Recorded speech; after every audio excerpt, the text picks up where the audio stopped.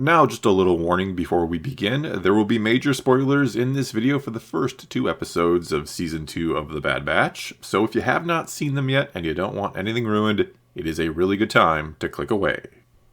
Okay, so at long last, The Bad Batch is back with a 2-episode premiere that essentially works as one long episode, or somewhat long. They're only around 40 minutes when combined, that I think more or less tries to kind of set the stage for what the major sort of theme and I suppose you could say what one of the inner conflicts will be for the team going forward, that being how much to get involved or not get involved with what's going on with the Empire across the galaxy.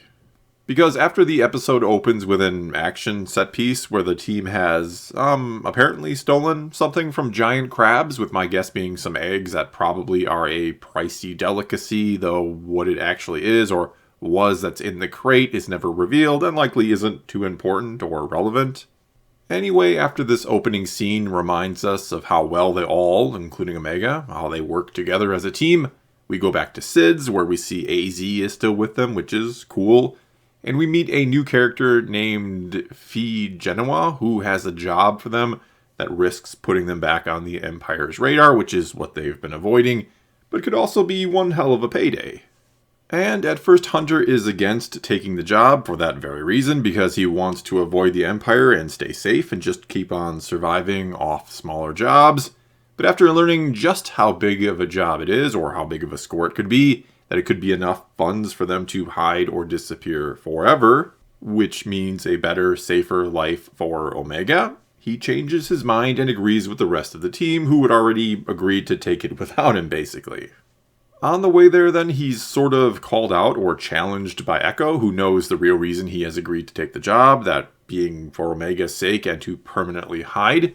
But he goes on to basically blame Omega, Echo does, for their inability or unwillingness to do more to help others across the galaxy. He doesn't say it's her fault, but she is the reason why. That with her around, they can't do or be what they should, which is be out there fighting the Empire as much as they can. And not only was it great to see Echo finally kind of take center stage a bit, to not be the forgotten member of the team, along with Tech, who didn't get much love in Season 1 either, but it makes sense that he would have this kind of conflict with Hunter, that he'd be the one pushing them to do and be more.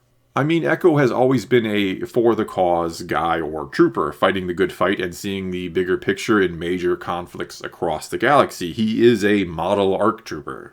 While Hunter, on the other hand, has always been the leader of his small ragtag team doing more covert types of missions. They, Clone Force 99, have always been his main and, in a way, pretty much only concern, especially considering they don't get along with the Rags or the other clone troopers or their other brothers.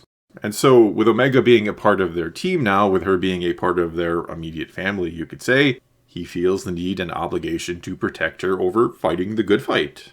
Problem is, Omega overheard this conversation between them and places the blame on herself, as pretty much any kid would, and wants to make things right when she hears, what in some ways amounts to, her parents fighting over her or because of her. She wants to make things right, and becomes hell-bent on the mission being a success to make up for what she took from them. And that will, of course, cause some issues. Omega trying to do too much will be a problem, which, well, that sums up the rest of the episode pretty well. Issues coming up during the heist, including them getting separated into 2 teams and having to deal with a pursuit by other clone troopers, as well as meeting an old man living in the woods after Sereno was bombed by the Empire after the Clone Wars. And speaking of Sereno, which is of course the homeworld of Count Dooku, and where the plan is to get their hands on a piece of his war chest, or basically some of the stuff the Empire is now confiscating. Anyway, going into the episode, or after seeing in the trailer that we'd be going not only to Sereno at some point, but right into Dooku's palace, into the very throne room, I thought for sure they would find something, some sort of information that would, I don't know, link Dooku with Palpatine, and that they'd find out the whole war was a sham, or was being controlled by Palpatine the whole time. That, again, I don't know, maybe Dooku left some type of message behind in case he was betrayed and killed, and something along the lines of evidence against Palpatine, and that the Bad Batch would find it, learn the truth, and that they would debate what to do with it before trying to get it into the right hands to get the truth out there. We do see Bail Organa in the trailer, and he seems like the perfect right hands for them to try to get the information to. But it turns out that was not the case at all, that nothing really comes of their trip to Sereno in terms of bigger story development or reveals. I mean, that it was just a straight up heist that ultimately goes wrong. And I'm honestly not sure if I'm happy about that or disappointed that they didn't try to do something like this with Dooku, making a bigger deal out of it and all of that, or should I say having something major happen for the story because of going to Sereno. Some type of reveal for the Bad Batch to discover that changes things or changes their outlook on the war and what they're doing now. Because even though, yes, that does sound rather contrived, that you'd stumble upon a secret message from Dooku and then try to get it to Bail Organa and it would change your whole world or galaxy view, you could certainly say that maybe the biggest issue with the episodes is that not a whole lot happened in them in terms of bigger picture, short of them, being back on the Empire's radar, which is, yes, a big deal and not something Admiral Rampart is clearly all that happy about. He's clearly taking credit for them being killed on Kamino at the end of Season 1 when we see Tapaka City destroyed, and he doesn't want Tarkin finding out that they weren't. Which all led to, for better or worse, what was my favorite part of the entire episode, or 2 episodes, that being the clone captain at the end who refused to file a false report. I absolutely loved that. It was a reminder that though they're fighting for the Empire now, and in a way they feel like they've almost been reset since Order 66, that the clones still have their integrity. And it's kinda, I don't know, maybe a little disappointing that I found that to be the best or most interesting part of these episodes.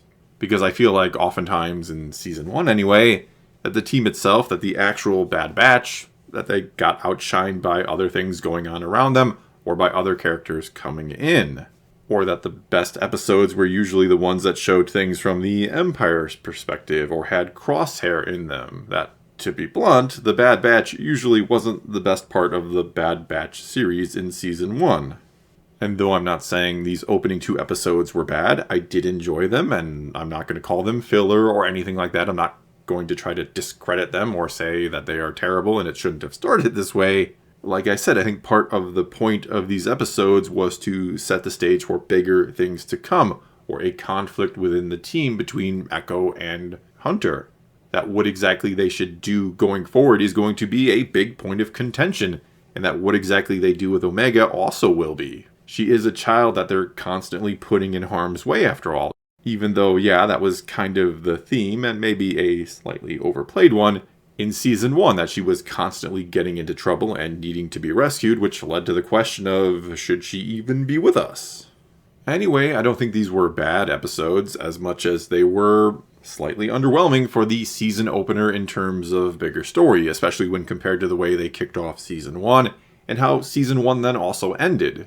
Because, I could go through the rest of these episodes scene by scene, or blow by blow, but like I said before, it was really just a heist constantly going wrong, and them overcoming the problems because they are simply smarter, faster, and stronger than the regular clones pursuing them. Which is then probably the main reason why I like Crosshair episodes. He's a worthy foe and a great foil for the team. Not to mention there is obviously the personal connection that they, for better or worse, lack with most of the regular clones, besides the ones they personally know like Rex and Cut. I mean, I thought some of the stuff with Omega and the old man was pretty good. I like that she didn't seem to get the point of the kaleidoscope, that it was just a toy to be enjoyed and had no other purpose. That played into some of the stuff I really liked with Omega in Season 1, like when she saw dirt for the first time or played catch with the other kids. And like I was saying before, it was really great to see Echo stand up and remind us why he was so great in the Clone Wars. But other than that, and again the ending with Rampart and the Clone Captain, this was pretty standard mid-season kind of filler episode stuff. Not bad by any stretch, but nothing all too amazing either. Which doesn't mean I don't have hope, and a lot of hope for the rest of the season. I'm not going to base the whole thing off 2 episodes. I will put the brakes on and wait for more. Or that I don't think the episode accomplished anything. Like I said, it sets up the inner team conflict around what to do about the Empire, which is all very well and good. I only wish the first episode of the new season had a little more something to it, a little more oomph, you could say, in terms of the story, that it was a little more than your standard heist gone wrong episode. Well, that's all I got for you this time. Now it's your turn to take to the comments below and tell me what you thought of these first 2 episodes. Did you enjoy them? Were they a great way to start the season? Or did they need a little something more to them? Whatever the case may be, leave your comments below. Let's talk some Star Wars. And until next time, thanks for watching.